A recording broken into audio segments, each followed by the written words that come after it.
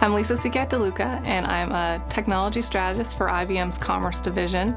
I'm also IBM's most prolific female inventor. I grew up in Montana, and my dad was always into gadgets, but they weren't technology people per se, so I was always exposed to computers and ended up getting some internships at IBM and eventually took a full-time opportunity at IBM.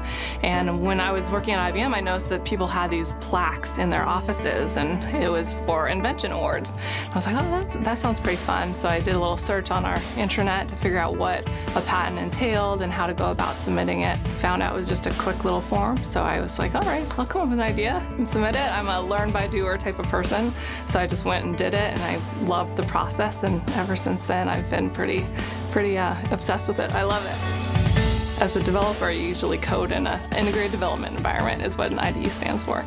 And so my first idea ever, I thought it'd be really cool to be able to format the output within the code. So like right now as a developer, typically people would put a bunch of stars or some separator in code in order to show that this is the area that you want to pay attention to. So I thought, oh, it would be really cool if we could add color and like make the font bigger and smaller, basically styling like you would do within a web application.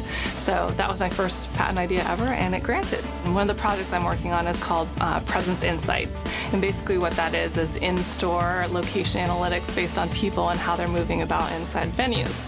So I've had a lot of really cool ideas around how to motivate people and how to engage them better within the stores. And a lot of my ideas are just everyday life, like, oh, wouldn't it be cool if? And just starting that inventing process gives you a different mindset to where you look at every type of problem around you and you're like, oh, I could do something cool here.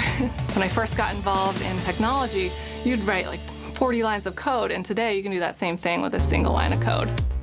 So my vision for the future is to be able to talk to software, which could then turn around and make your dreams kind of a prototype. So then you could show it off to other people and then eventually finalize it and make it pretty.